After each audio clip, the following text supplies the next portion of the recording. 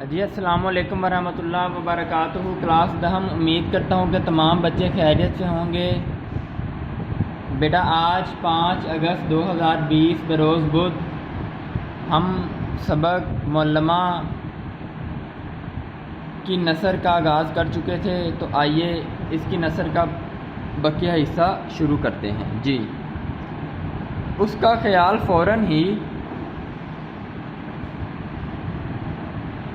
اپنی موجودہ حالت کی طرف دوڑ گیا۔ میں کیا ہوں اس وقت؟ سوالیہ نشان۔ دیکھنے والوں کی نظر میں یقیناً کوئی امیر کبیر، بہت زیادہ امیر، آزاد خیال، آزاد منش، ماڈرن، لیکن در حقیقت میں ایک مٹے ہوئے خاندان کی قابل، مٹا ہوا خاندان، بدحال خاندان، درمیانہ یا غریب خاندان، لیکن پریشان حال لڑکی، بالکل یکے کی دھندلی لالٹین۔ جی بیٹا، یہ جو 2 لائنیں ہیں، اس میں لڑکی خود سے مخاطب ہو کر کہتی ہے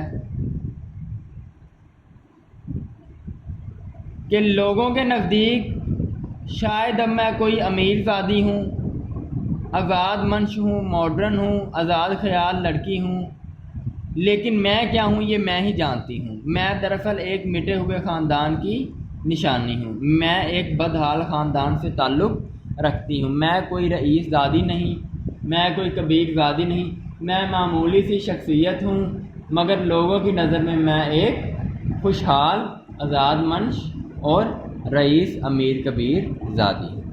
جی، رکھ دیتے ہیں سامان اسی جگہ، کلی بولا۔ کلی وہ جو سامان اٹھاتا ہے، رکھ دیتے ہیں، رکھ دیتا ہوں، وہ جو سامان اس نے لڑکی کا اٹھایا تھا۔ نہیں، میں یہاں نہیں بیٹھوں گی، اس نے کسی قدر غصے سے کہا، پھر اندھیرے میں گھورنے لگی۔ اندھیری سڑک پر کرارے بوٹوں کی چرر پیدا ہوئی، چرر سوتی اپنا آواز، ٹھیک ہے، اور کرارے سخت، اور ایک سایہ لرزتا ہوا بڑھنے لگا، لرزتا ہوا، کانپتا ہوا۔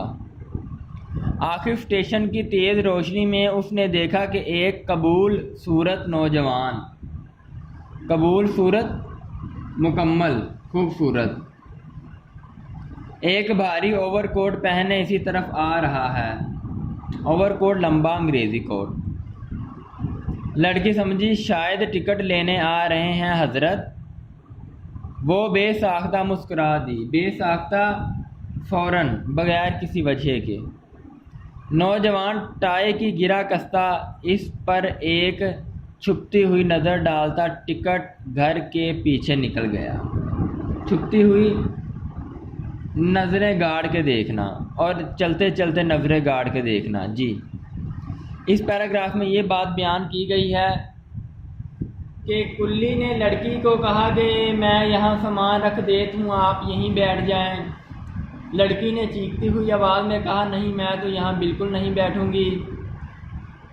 اتنے میں چرر بوٹوں کی آواز آئی، جو کہ ایک کراری اور سخت آواز تھی۔ اسٹیشن کی روشنی میں دیکھا تو ایک نوجوان لمبا اوور کوٹ پہنے آ رہا تھا، اپنی ٹائی کو خوبصورت انداز سے کستے ہوئے، لڑکی پر نظریں گاڑتے ہوئے ٹکٹ گھر کی طرف نکل گیا۔ آگے آئیں۔ لڑکی کے کھلے ہوئے لب سکڑ گئے۔ جی، آگے۔ ہوگا کوئی امیر زادہ، امیر کا بیٹا یا امیر، بھلا وہ تھرڈ کلاس کا ٹکٹ لینے کیوں آئے گا؟ جی، پھر ہم سامان رکھ کے جائت ہیں، جائز ہے کہ میں سامان رکھ کے جاؤں. اب کلی لڑکی کی خاموشی سے جھنجھلا کر بولا، جھنجھلا کر، ناراض ہو کر، غصے میں آ کر. بکو مت بکواس نہ کرو، تلخ جملہ. میں یہاں ہرگز نہ بیٹھوں گی، وہ اونچی آواز میں بول اٹھی. اچانک وہی نوجوان ٹکٹ گھر کے پیچھے سے نکل آیا. کون سا نوجوان؟ جس نے خوبصورت اوور کوٹ پہنا تھا اور دیکھنے میں کوئی رئیس زادہ یا امیر زادہ لگ رہا تھا. آگے. کلی، تم زنانہ انٹر کلاس ویٹنگ روم میں کیوں نہیں لے جاتے؟ وہ بولا وہ سے مراد لڑکا، زنانہ عورتوں کا، ویٹنگ روم انتظار کرنے کی جگہ، انتظار گاہ. لڑکی پریشان ہو رہی ہے، لڑکی نے اونچی آواز میں بولا، یہ لکھا ہوا، وہ اونچی آواز میں بولی کہ میں یہاں نہیں بیٹھوں گی. تو لڑکے نے کہا کہ آپ کلی، تم لڑکی کو زنانہ انٹر کلاس ویٹنگ روم میں کیوں نہیں لے جاتے؟ پھر اتنی دور ٹکٹ لینے کون آئے گا؟ لڑکی کلی سے ہی مخاطب تھی، مخاطب بات کر رہی تھی. لڑکی نے یہ جواب دیا لڑکے کی بات کا، لیکن مخاطب کلی کو کیا لڑکے کے روبرو آ کر، یا لڑکے کو اشارتاً یا لڑکے کو اپنی طرف مخاطب کر کے جواب نہیں دیا، وہ کلی سے ہی مخاطب تھی. سوال کیا، جواب دیا اپنا لڑکے نے کہ اگر یہ یہاں پہ بیزار ہیں تو تم انہیں جہاں پر لڑکیاں انتظار، جو لڑکیوں کی انتظار گاہ ہے، تم انہیں وہاں لے جاؤ. تو جناب لڑکی نے جواب دیا کہ اتنی دور ٹکٹ لینے کون آئے گا؟ مگر کلی کو جواب دیا ٹکٹ سیکنڈ کا چاہیے یا انٹر کا؟ نوجوان بھی جیسے کلی سے پوچھ رہا تھا. اب نوجوان نے خود لڑکی کو مخاطب نہیں کیا، سوال اس کا لڑکی ہی کی طرف ہے، کیونکہ ٹکٹ لڑکی نے لینا تھا، کلی نے نہیں. مگر وہ اس انداز سے پوچھ رہا تھا جس انداز سے لڑکی نے پوچھا تھا. وہ ایک لمحے کے لیے سناٹے میں آ گئی، خاموش ہو گئی. خاموش ہو جانا.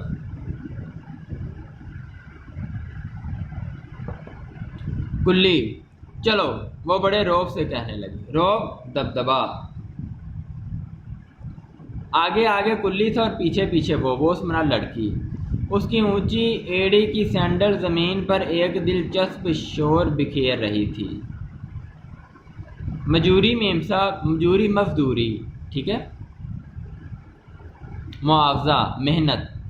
کلی نے اس کے چرمی بٹوے سے متاثر ہو کر کہا. چرمی بٹوا، ایسا بٹوا جو چمڑے سے بنا ہوتا ہے، کہ بٹوا چمڑے کا بنا تو ظاہری بات ہے اس میں پیسے بھی ٹھیک ٹھاک ہوں گے.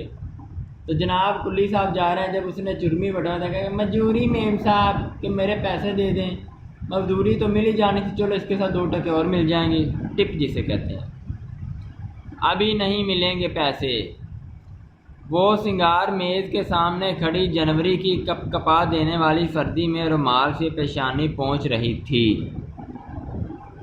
جی، کپ کپا دینے والی سخت سردی جس سے جسم کانپنے لگے، ٹھیک ہے، اور ایسے میں پسینہ پہنچ رہی تھی، یعنی کہ تاثر منفی تھا. کاہے؟ کیوں؟ کلی کے موٹے موٹے ہونٹ لٹک گئے. کاہے؟ ابھی کیوں نہیں مجھے دینی میری مزدوری، میرا معاوضہ؟ موٹے موٹے ہونٹوں والے کلی نے پوچھا اور اس کے ہونٹ لٹک رہے تھے. اکٹھے لے لینا، سمجھے تم؟ استجابیہ، انورٹڈ کوما بند کوما. گاڑی پر سامان بھی رکھوا دینا، اور دیکھو جیسے ہی ٹکٹ گھر کھلے مجھے بتانا آ کر، پیسے زیادہ ملیں گے. اب لڑکی اپنا روب اور دبدبا ڈال رہی ہے. جی آگے آ جائیں. کلی اپنے ناریل جیسے سر پر پگڑی لپیٹتا چلا گیا. ناریل جیسا، ناریل کی طرح گول اور گنجا سر. اور لڑکی بجائے بیٹھنے کے مفتربانہ مفترب سے نکلا ہے. بے چینی کالم. ٹہلنے لگی، چلنے پھرنے لگی، ادھر ادھر چلنا. مفتربانہ بے چینی.